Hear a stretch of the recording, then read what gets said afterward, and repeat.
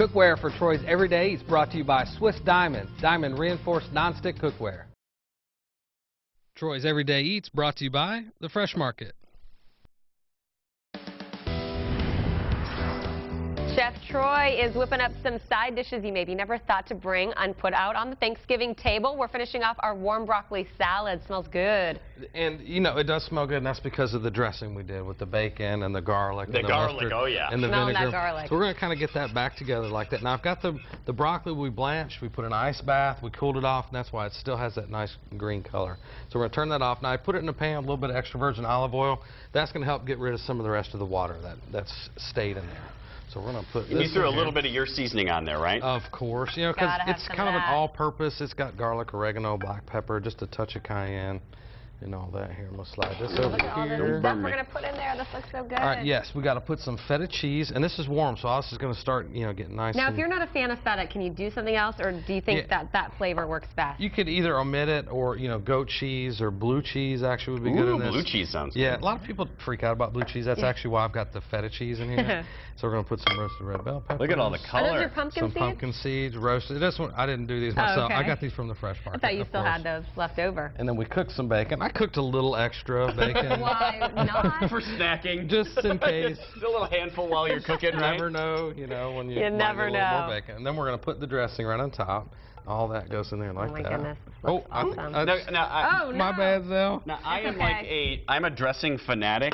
Could I double the recipe that you have online and have extra? I wouldn't put it in there, but I'd have it on the side. You know, and you can do that. And this is 4 cups of broccoli, so that should be just enough dressing, you know, for the 4 cups of broccoli. But, you know, it's a great dressing. I wouldn't hold it overnight or anything like that, because it's best served warm. Warm, Yep. So exactly. And you don't want to reheat it. Put this in here, and then we got to get started on our rice dressing. So, Derek, I'm going to have you, or actually, Christine, I'm going to have you grab the carrot, celery, onion, and pass that over to Derek. All right, behind. Behind. Yep. Behind. Good. Look. That's from my restaurant days. Yeah. Okay, so then can all these go in? All then, and that's butter in there. So we're going to start sauteing that butter. Now, this is my grandmother's rice dressing. Now, she traditionally made it with chicken gizzards and ground beef. Oh I'm my using goodness, sausage. that's a good idea. Well, I love chicken use that. gizzards, but I took it out of this just because I know a lot of people probably would freak out about chicken gizzards. So went to the Fresh Market, got some nice fresh hot Italian sausage. So we're going to get those going. This I pre-cooked, drained. I took all the oil out of that. We're just using butter in there. That's the key to my grandmother's dressing. So we've already cooked the rice. And then we got to put raisins in there. That was a big thing with her. Now, we always had this on Thanksgiving, and I never tried it until another family member made it. So I never actually tasted my grandmother's, but we'll get into. How did you not get disowned with that? I feel real bad about it. I'll tell you the story coming up at 8 Okay, I'm looking forward to that. That's a good tease. Full recipes on our web channel, WCCBCharlotte.com. I'm hanging out here in the kitchen with Chef Troy, putting the finishing touches on his meal.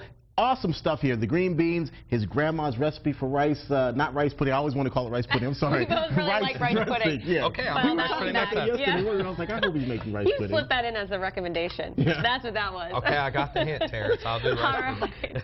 So we're working on some side dishes, and you know everybody's going to have their turkey, their sweet potatoes, their mashed potatoes, and gravy. So I thought we'd do a few things that maybe unexpectedly you wouldn't see on Thanksgiving Day. Like rice pudding. Yeah, exactly. Okay, we'll get to that You gotta next let time, that go. Terrence. But green beans, I mean, you do some variation, but this is special. Right, we just warmed up an iron skillet in the oven, about 375 degrees. We tossed the green beans with just a little bit of olive oil in the spice mix, and we're just going to take those out of here. They're nice and crispy. And they get nice and crispy, and they should be, tender. They shouldn't be, too mushy, but you definitely want to take that rawness out of them. Okay. So we're going to get all these in there. Now, we've made a dressing, a spicy ginger dressing. So we used kind of the same format with the broccoli. We used some bacon drippings, a little bit of ginger, and then we've got mustard in there. And unexpected vinegar. flavor, too, on the Thanksgiving table. Ginger. Yeah, ginger's I definitely like not that. unique. That is That's unusual. definitely unique. Ginger I only use for a few things, but one of the things I always use them for is in apples. I think apple and ginger goes together really well. Good to know. Okay. But it goes good on green beans too. So we're going to get this all tossed up like that. Now, does the rice actually go in there as well? No, that's going to be something separate. We'll Separate. plate that up here in a second. Okay. I know we got to get all this garnished. So what I do is put these in here like this.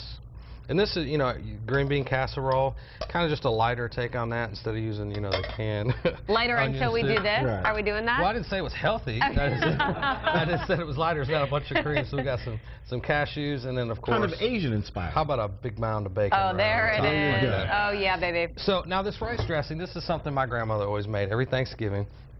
And you can just sit here. Okay. Because I'm afraid I'll knock it out of your hand. No more bacon grease. I never tried hers, but I got together with some family members, some aunts and some uncles, and we got the recipe down just exactly how she did it. The secret, she didn't write anything down, so the secret is more butter. That's the secret. You know, but she used chicken gizzards and ground beef, but the recipe that's online, WCCB Charlotte, has got spicy Italian sausage, but feel free just to leave it out, but it's just a combination of the raisins, the carrots, the celery, the onions. Great flavors in there. Happy Thanksgiving. Good We'll see you stuff. guys And back somebody here. make Terrence some rice pudding, for God's sake. Thank you.